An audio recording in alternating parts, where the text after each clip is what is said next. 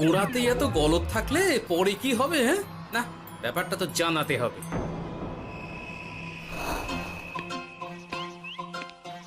এই তো মহারাজের প্রিয় গোপালও চলে এসেছে।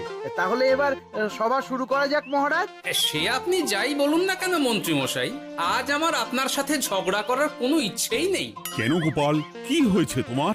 কি আর বলি মহারাজ, কৃষ্ণনগরের ভবিষ্যৎ দেখে আমি তো ভাষাই হারিয়ে ফেলেছি। বলো কি, কৃষ্ণনগরের ভবিষ্যৎ? তা শুনি শুনি, খুব ভালো কিছু নিশ্চয়ই। এতে আর শোনার কি আছে মহারাজ, অবশ্যই ভালো হবে। সে কথা তো আমি একবারও বলিনি মন্ত্রী মশাই। আহা গোপাল, ভনিতা না করে বলি ফেলো না দেখি, কি এমন দেখেছো কৃষ্ণনগরের ভবিষ্যৎ? তাহলে শুনুন, কৃষ্ণনগরের ভবিষ্যৎ ঘোর অন্ধকারে, মোটেই ভালো নয়। হ্যাঁ, বলো কি? কৃষ্ণনগরের ভবিষ্যৎ বলতে আমি ছোট ছোট ছেলে মেয়েদের কথাই বলছি। ওরাই তো আমাদের কৃষ্ণনগরের ভবিষ্যৎ। ঠিক কথা, কিন্তু তার সাথে অন্ধকারের কি সম্পর্ক? সম্পর্ক আছে মহারাজ। আজ সকালে রাজসভায় আসার পথে দেখি পাঠশালায় বাচ্চাদের পড়াশোনা বাদে সবই হচ্ছে। তা এরকম চলতে থাকলে কি করে রাজ্যের ভালো হবে বলুন দেখি? না হওয়ারই বা কি আছে শুনি? পড়াশোনার সাথে রাজ্যের ভালো খারাপের কি আছে? সত্যি, মন্ত্রী হয়েও যে আপনি এসব কথা বলেন ভাবলেও অবাক লাগে। গোপাল, মুখ সামলে কথা বলো। আপনিও তাহলে আগে বুঝুন, তারপর কথা বলুন। উফ, আবার শুরু হয়ে গেলে তোমরা। ক্ষমা করবেন মহারাজ, কিন্তু আমি তো কিছু শুরু করিনি। মন্ত্রী মশাই তো না বুঝে কথা বলছেন। আপনি বলুন মহারাজ, বাচ্চারাই তো সমাজের ভবিষ্যৎ। হ্যাঁ, ওরা এখন যা শিখবে সেটাই তো পরে কাজে লাগাবে। ঠিক ঠিক, শিক্ষার গুরুত্ব অনেক, তাকে এত অবহেলা করলে তো চলবে না। সেটাই তো মহারাজ, একে তো সকলে পাঠশালায় আসে না, তার উপর যে কয়জন আসে তাদের মধ্যেও কেউ খেলে বেড়ায়, কেউ ঘুরে বেড়ায়, এসব হয়। বুঝলাম, কিন্তু রাজপণ্ডিত কিছু বলে না। কি করে বলবেন মহারাজ? উনি তো নিজেই ঘুমে ঢুলতে থাকেন। কি? আমি কালই রাজপণ্ডিতের সাথে এই ব্যাপারে কথা বলবো। কিন্তু শুধু রাজপণ্ডিতের সাথে কথা বললেই হবে না মহারাজ, তার সাথে এমন কিছু করতে হবে যাতে ছেলেপুলেরা রোজ পাঠশালায় খুশি মনে এসে পড়াশোনা করে। তার জন্য কি করা যায় বলো তো? আর তোমার কাছে কি কোনো উপায় আছে? থাকলে তো আগেই বলে দিত। এত সময় ধরে অভিযোগ করে যেত নাকি? আচ্ছা, আপনার কাছে কি কোনো উপায় আছে মন্ত্রী মশাই? মানে এখন নেই, ভাবতে হবে। তাহলে একটু চুপ করে থাকুন। ছাড়ো না গোপাল, তুমি বলো। আমি বলছিলাম, ওই বাচ্চাদের পাঠশালার প্রতি আগ্রহ আনার জন্য যদি একবেলা ভাত, ডাল, দুধ, ডিম ইত্যাদি খাওয়ানো যায় তাহলে সেটা কার্যকর হবে বলে মনে হয়। অসম্ভব! রাজ্যের কত খরচ বেড়ে যাবে জানো? তুমি থামো তো মন্ত্রী, সব সময় খালি উল্টো কথা বলা। আমি একদম একমত গোপালের সাথে। কৃষ্ণনগরের উন্নতির জন্য আমি সব করতে রাজি।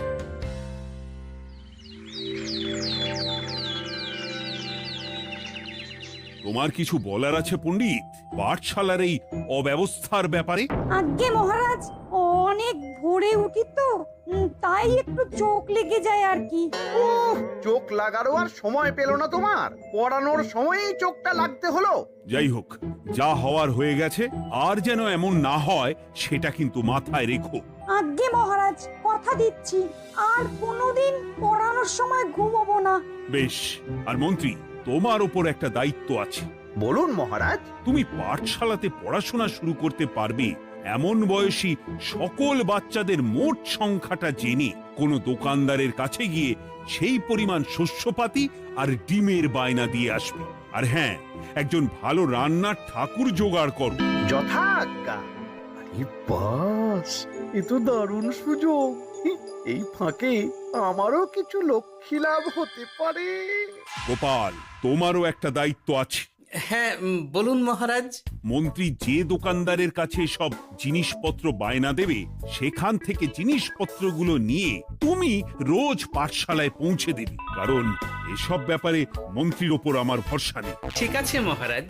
ও, মহারাজের বেশি বেশি বলে কিনা আমার ওপর ভরসা নেই। সব জোগাড় করব আমি, আর শেষ বাজিটা মারবে গোপাল। আরে না, ভালোই হলো। আমি যদি কিছু করিও তবু দোষ পড়বে গোপালেরই উপর। কি ব্যাপার, মন্ত্রী মশাই কিছু বললো না এটা শুনে? কি ভাবছে এত? ঠিকই বলেছেন মহারাজ, এসব কাজ গোপালই ভালো করতে পারবে। বাবা, ওভাবে কেন বলছো গোপাল? আমিও তো চাই কৃষ্ণনগরের ভালো হোক। বেশ, ভালো হলেই ভালো। শোনো ঠাকুর, তাহলে ওই কথাই রইলো। দেখো যেন কোনো ভুলচুক না হয়। ঠিকঠাক কাজ করলে ভালো বকশিস পাবে, কেমন?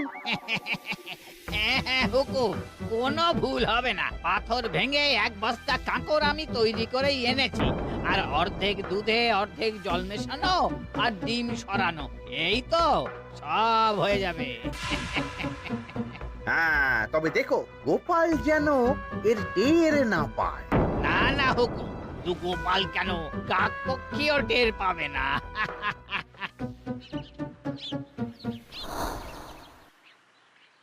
যাক বাবা, এবার শুধু জিনিসের দামটা মহারাজকে বাড়িয়ে বললেই কাজ হাসিল। এদিকে অতিরিক্ত মূল্যটাও আমার হবে, আর বাকি জিনিসগুলো বিক্রি করার পর সেই দামও আমারই হবে।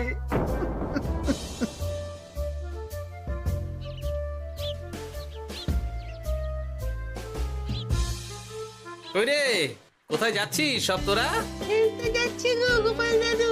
কাল থেকে অবশ্যই সব পাঠশালায় যাস, কিন্তু বন্ধুদেরও বলিস যেতে।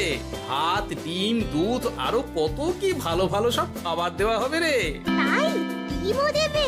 হ্যাঁ রে, মহারাজ এই নতুন নিয়ম করেছেন। আমি নিজে গিয়ে জিনিসপত্র দিয়ে আসবো। কে পচা, আমি তো তাহলে রাত যাব পাঠশালা। আমিও যাব। বেশ দারুণ ব্যাপার হলো তো, এবার তো রোজ পাঠশালা যেতেই হবে। আচ্ছা বেশ, এবার চলি তাহলে।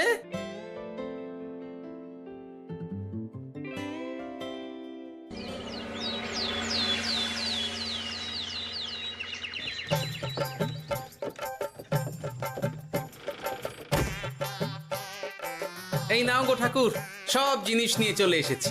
একবার মিলিয়ে নাও দেখি। ঠিক আছে গোপাল দাদা, এখনই সব দেখে নিচ্ছি।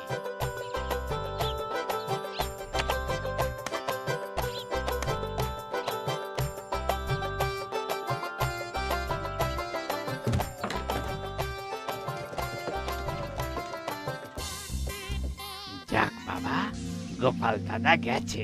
এবার মন্ত্রী মশাইয়ের কথা মতো সব করলেই কেল্লা ফতে।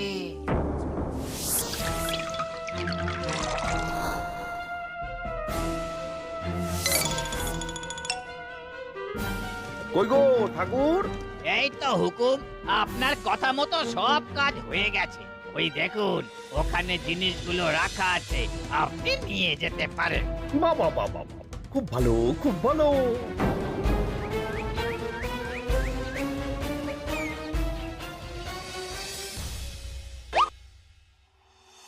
ও কি, অর্ধেক ডিম দিলে যে, বাকিটা কোথায়? কিসের বাকি? ডিমটা অমনি দেখতে। বললেই হলো, ডিম কখনো অর্ধেক হয়? বাকিটা কোথায় বলো, নইলে কিন্তু। আরে বাবা, তুমি ডিম খেতে খুব ভালোবাসো বুঝি? হ্যাঁ তো। তাহলে এটা জানো না যে অর্ধেক ডিমের দ্বিগুণ শক্তি হয়? সত্যি? হ্যাঁ, তা নয় তো কি মিথ্যে? ওই জন্যই তো আমি তোমাদের সকলকে অর্ধেক ডিম দিই। আরে বাস, এটা তো আমরা কেউই জানতাম না। ঠিক আছে, আমি আমার সকল বন্ধুকে এটা জানাবো। যাক বাবা, বিশ্বাস করলো তবে, নইলে আর একটু হলেই ধরা পড়ে যেতাম।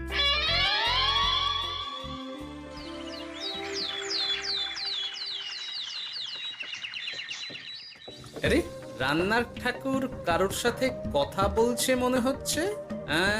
পেছন থেকে দেখে তো মন্ত্রী মশাই বলে মনে হচ্ছে। একটু কাছে গিয়ে দেখি তো কি ব্যাপার।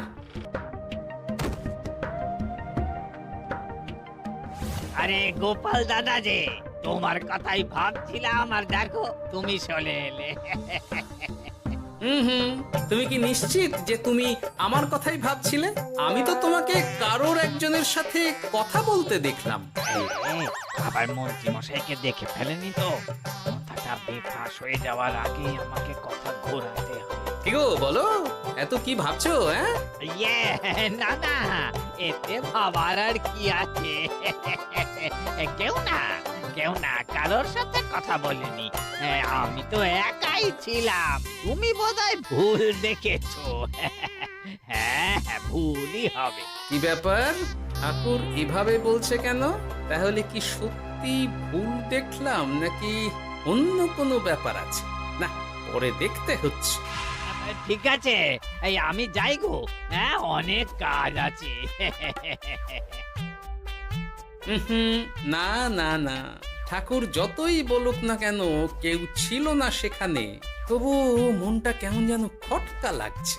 যাই হোক, মনে হওয়া নিয়ে তো আর কিছু করা যাবে না। এখন যাই কাজে। তা মন্ত্রী, পাঠশালায় রোজ ভালো মানের আনাজপাতি যাচ্ছে তো? আগে হ্যাঁ মহারাজ, আমি তো ভালো মানেরই সব চাল ডালের বায়না দিয়েছি। কথা মতো তো সেগুলোই পাঠানোর কথা। তবে বাকিটা গোপাল জানে। মানে গোপাল জানে মানে ঠিক কি বলতে চাইছেন আপনি মন্ত্রী মশাই? না মানে জিনিসগুলো সব নিয়ে তো তুমিই যাও, তাই আর কি। সেটাও করতে হচ্ছে, কারণ মহারাজ আপনার উপর ভরসা করতে পারেন না। গোপাল, ঠিক আছে, আমি বুঝতে পেরেছি। মন্ত্রী, সপ্তাহে সপ্তাহে জিনিসের দাম মিটিয়ে দিচ্ছ তো? হ্যাঁ, আগের সপ্তাহের দাম মিটিয়ে দিয়েছি, কিন্তু পরেরটা বাকি। আর মহারাজ, বলছিলাম কি, পরের মাস থেকে জিনিসের দাম একটু বাড়তে পারে। কি হলো? মন্ত্রী মশাইয়ের এই ব্যাপারটা কেমন যেন লাগলো না, চোখে চোখে রাখতেই হবে।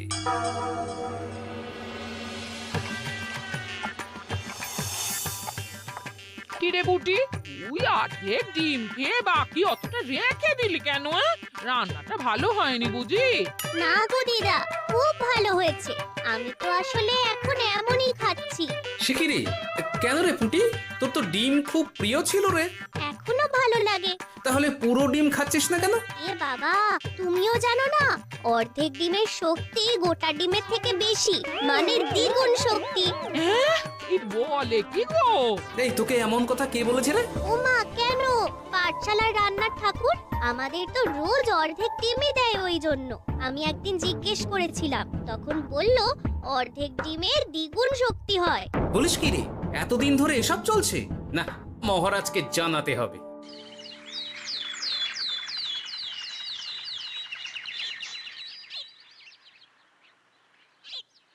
আরে গোপাল এত সকাল সকাল রাজবাড়ির দিকে যাচ্ছে কেন? গিয়ে আড়াল থেকে দেখি তো।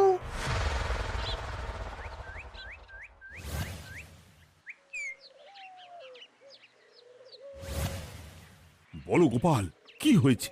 হঠাৎ কেন এভাবে একা দেখা করার কথা বললি? আসলে মহারাজ, আমি চাই না এই ব্যাপারটা মন্ত্রী মশাই জানুক, তাই একান্তে আপনার সাথে কথা বলতে চাই। কেন, কি হয়েছে সব খুলে বলো। তাহলে শুনুন মহারাজ।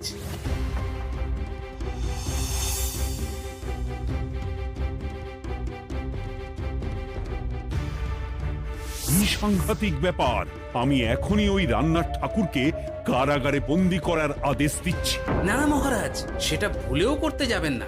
আমার এই পুরো ব্যাপারটাতেই সন্দেহ আছে। পুরো পরিকল্পনার পেছনে মনে হচ্ছে অন্য কেউ আছে মহারাজ।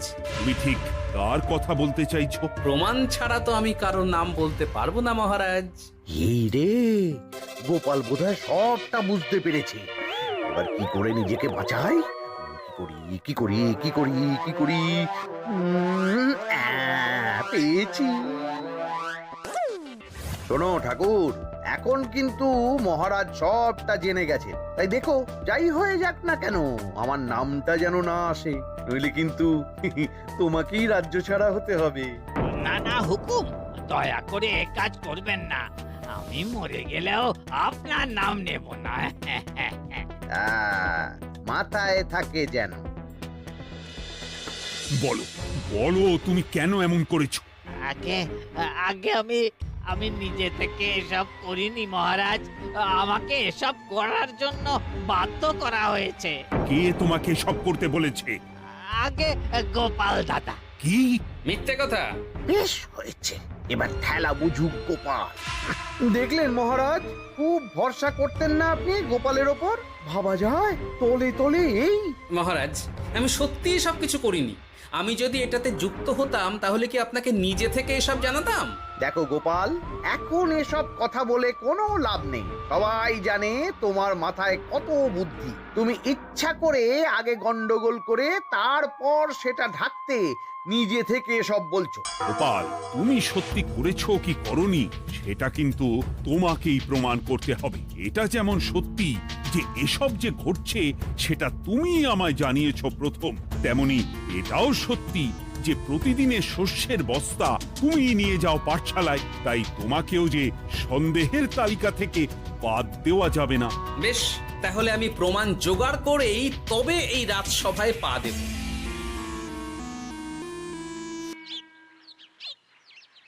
আজকের পরে আমি আরো নিশ্চিত যে এসবের পিছনে মন্ত্রীমশাই যুক্ত আছে। এবার শুধু ওনাকে হাতে নাতে ধরার ব্যবস্থা করতে হবে। ও কি দাদু, তুমি এই সময় বাড়ি ফিরছো? হ্যাঁ রে, তোর দাদুকে আর চোরের অপবাদ দিয়েছে, তাই প্রমাণ জোগাড় না করে আমি রাজসভায় যাব না। কি বললি? তোমাকে কে চোরের অপবাদ দিয়েছে? কে আবার? ওই মন্ত্রী। কিন্তু আমার সন্দেহ হচ্ছে যে আসল চোর ওই মন্ত্রী। বাস, তাহলে আর চিন্তা কি? আমরা আছি তো, মন্ত্রীর ওপর নজর রেখে তোমাকে সব খবর দিয়ে যাব। হ্যাঁ দাদু, আমারও অনেক রাগ হয়েছে। এতদিন মিথ্যে বলে আমাদের অর্ধেক ডিম খাইয়েছে। আমি এটা কিছুতেই মানতে পারছি না। এবার সত্যিটা সবার সামনে আসবেই।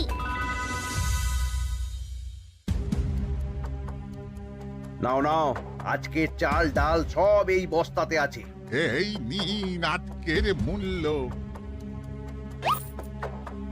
দেখো, অর্থটা কিন্তু বড় কথা নয়। তোমার যে রোজ বিক্রি বাট্টা বেড়ে গেছে, আর তার জন্যই তোমার তো আমাকে মিষ্টি খাওয়ানো উচিত। একদম, আমি কালই আপনাকে মিষ্টি খাওয়াবো, একদম পাকা কথা। তাহলে আজ চলি, কাল দেখা হবে। দেখলি মন্ত্রী মশাই কি বদমাইশ। চল এখনই গিয়ে গোপাল দাদুকে সব বলি।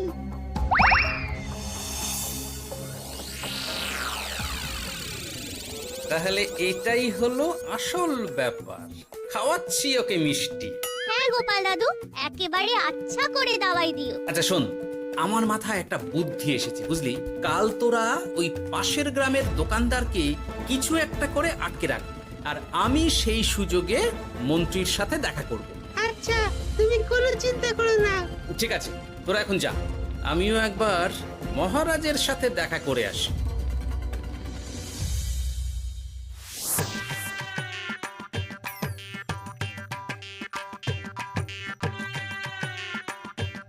আসতে পারি মহারাজ? আরে গোপাল জি, এসো এসো। মহারাজ, কথা মতো আমি প্রমাণ জোগাড় করে ফেলেছি, কিন্তু সেটা দেখার জন্য আপনাকে কাল আমার সাথে একটা জায়গায় যেতে হবে। বেশ, আমি যাব।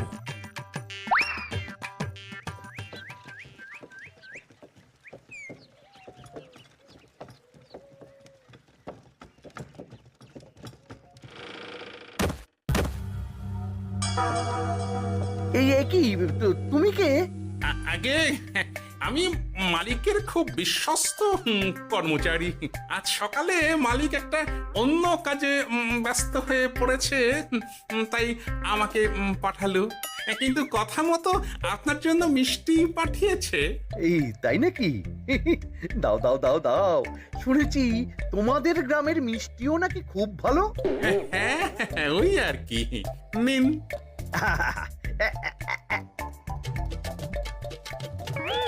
এই, ওরে বাবারে, ওরে বাবারে, মরে গেলাম রে, বাঁচাও। কেমন চলে গেল, লাগছে চলে গেল। মন্ত্রী মশাই? গোপাল, তুমি? তোমায় আমি ছাড়বো না। এই যে গোপাল দাদু, আসল দোকানদার। এই, আসল দোকানদার? এই রে, এবার কি হবে? এই, আর কি আর কিছু বলার আছে মন্ত্রী? তোমার সব কর্মকাণ্ড আমাদের কাছে ফাঁস হয়ে গেছে। তোমার সাহস কি করে হয় কৃষ্ণনগরের ভবিষ্যতের সাথে এমন করার? ক্ষমা করে দিন মহারাজ, আর হবে না, ক্ষমা করে দিন। না না না না, শাস্তি তো তোমাকে পেতেই হবে।